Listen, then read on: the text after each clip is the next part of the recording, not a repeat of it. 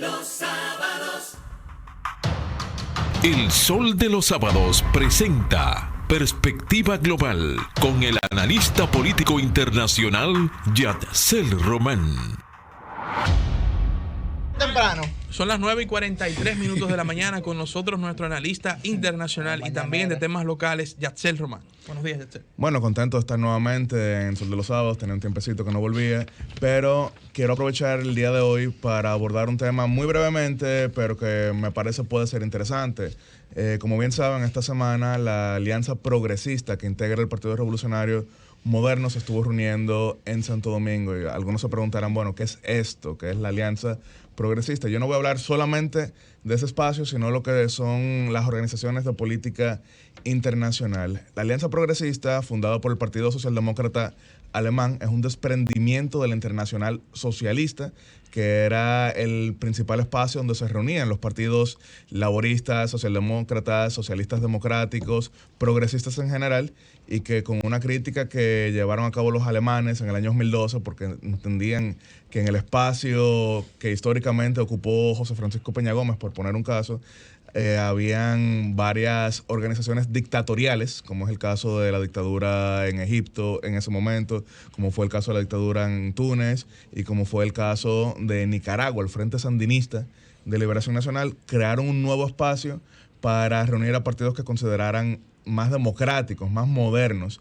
Y ahí es que está el PRM. En la Internacional Socialista está, por ejemplo, el PRD de manera histórica, y que recordaremos que José Francisco Peña Gómez fue presidente de dicha organización para América Latina, que es el cargo que hoy ocupa Miguel Vargas Maldonado. Son muchos partidos que coinciden en una y otra, porque hay partidos que salieron de la Internacional Socialista para ir a la Alianza Progresista, hay partidos que nunca estuvieron en ni una ni otra, y hay partidos, por ejemplo, que tienen la dualidad de membresía, pero también hay otros espacios a nivel internacional que reúnen a partidos políticos. A nivel global, para ponerlo de esa forma, está la Internacional Demócrata de Centro, Demócrata Cristiana, que es donde se encuentra el Partido Reformista, por poner un caso, el Partido Popular de España, el Partido Demócrata Cristiano de Suecia, entre otros, el Partido Demócrata Cristiano de Chile, PAN de México, y está también la International Democrat Union, IDU, fundada por el Partido Republicano de Estados Unidos, donde también está el Partido Reformista, está el Partido Conservador Británico, el Partido Liberal de Australia, porque reúne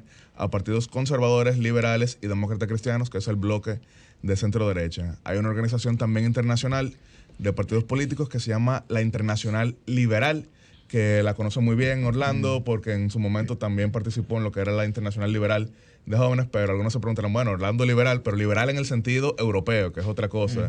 Liberal en Estados Unidos es casi que socialdemócrata, liberal en el sentido europeo es liberal económico, para ponerlo de esa forma. Entonces esa era la introducción que quería dar, porque algunos se preguntaban, bueno, ¿y qué era este grupo que estaba aquí con el PRM? Esas son las principales internacionales que reúnen a partidos políticos de centro, centro-izquierda, centro-derecha, de derecha dura, y hay organizaciones que son locales, pero eso será para otro momento.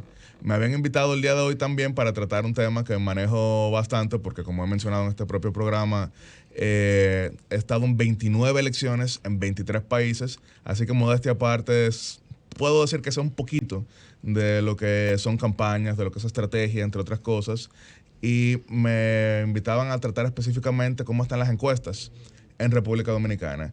Eso siempre es muy engañoso porque depende del momento específico, y una sola variable puede cambiar por completo un contexto. Por ejemplo, Orlando hablaba de Santiago y cómo estaba la situación allá, y uno de los casos más impactantes en la historia política, vamos a decir, congresual de República Dominicana, fue en 1998, cuando, estando en tercer lugar, José Rafael Abinader, candidato a senador del Partido Revolucionario Dominicano de entonces, terminó ganando la senaduría, viniendo de tan atrás en las encuestas, pero es que pasó algo muy importante, y es que 6 días antes de las votaciones falleció José Francisco Peña Gómez. Aquí mismo también pudiéramos decir que todo análisis previo al 16 de febrero quedó completamente invalidado. Cualquier predicción, aquí mismo en el programa. ¿Sí? Aquí mismo en el programa. O sea, que aquí mismo en el programa yo creo que todos los análisis que se hicieron ese 15 de febrero quedaron completamente anulados, porque si antes se decía que eran elecciones con mucha abstención, ahora pudiéramos decir que van a ser con mayor participación. Si antes se decía que no tenía impacto nacional, ahora hay que decir que va a tener el lente nacional encima. Yatzel, y también por la naturaleza de estas elecciones, aunque la simpatía de los candidatos es un aspecto importante, no lo es todo, sino que hay variables que no hay manera de que las encuestas tomen en cuenta, por lo menos quizás por los recursos que implicaría, como el impacto que tendrá, por ejemplo, el voto de los regidores. También preferencial por ver primero. Efectivamente. Que eso es engañoso, porque como es la primera vez y tradicionalmente los regidores no han sido muy visibles en República Dominicana, principalmente en metrópolis, como lo es el Distrito Nacional, Santo Domingo Este, que son tan grandes, y que la gente cuando tiene un problema en lugares como estos, más cercanos al poder político, no piensa en un regidor, piensa en un viceministro, piensa en un director, en un subdirector, entre otras cosas. Para ponerlo en contexto, cuando iba a ser el voto automatizado, yo entendía que los regidores iban a sacar una votación relativamente alta por una razón. Era que tú marcabas al alcalde, te salía la opción de regidores, y al final y a la derecha era que te salía entonces la opción de no preferencial, es decir, no marcar por un regidor. Es decir, tú tenías que de verdad no querer votar por un regidor para evitar hacerlo. Ahora en la boleta, muy probablemente lo que sucederá es que mucha gente va a marcar la candidatura a la alcaldía y probablemente dejará fuera lo que es la regiduría. Eso puede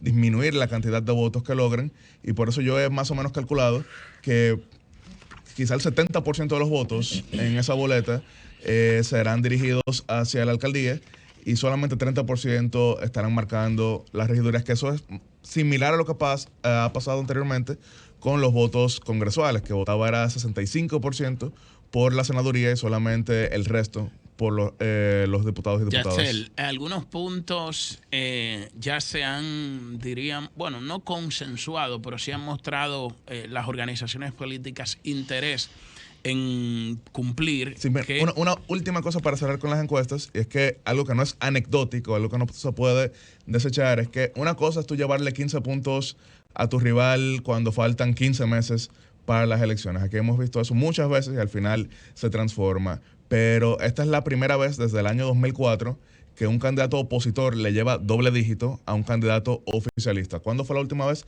que eso sucedió? Que en marzo, en un año electoral, el candidato opositor llevaba tal ventaja, 2004, cuando Leonel Fernández fue que desplazó al Partido Revolucionario Dominicano, al proyecto presidencial Hipólito Mejía. Así que no estoy diciendo que ya las elecciones se decidieron, que mejor cancelémoslo, que eso va a ser un trámite, pero no es anecdótico, no es cualquier cosa el hecho de que la ventaja sea de doble dígito, faltando relativamente poco tiempo para las elecciones, porque en el año 2012, y buena parte de ustedes bien lo conocen porque cubrieron esa campaña, participaron en esa campaña, quizás se estrenaron políticamente en esa campaña, saben que para esta fecha había empate técnico, y entonces ahora mismo eso no lo hay, pero también es la primera vez desde el año 2000 específico, porque 2004 ya era otra cosa, pero que hay 3 candidaturas que pudieran sobrepasar el 10%. La última vez que eso sucedió fue ese año que Joaquín Balaguer participó por última vez, cuando saliendo 7 veces de su casa sacó más votos que el Partido de la Liberación Dominicana. ¿Tú entiendes que el 15 Disculpa, pero no es correcta ni justa la comparación. Hay 2 elecciones ahora.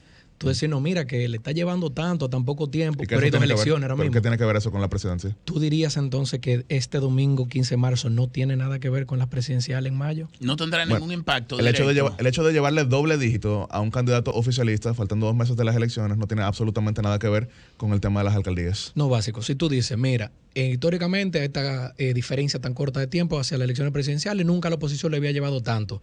Pero nunca no habíamos visto una situación con 2 elecciones a tan poco tiempo y con voto preferencial. Son elecciones diferentes. Pero son elecciones diferentes, Orlando me da la razón. Bueno, son elecciones diferentes. Las elecciones territoriales tienen obviamente totalmente otra dinámica. Creo que lo que él quiere expresar es que si no habría un impacto, una percepción.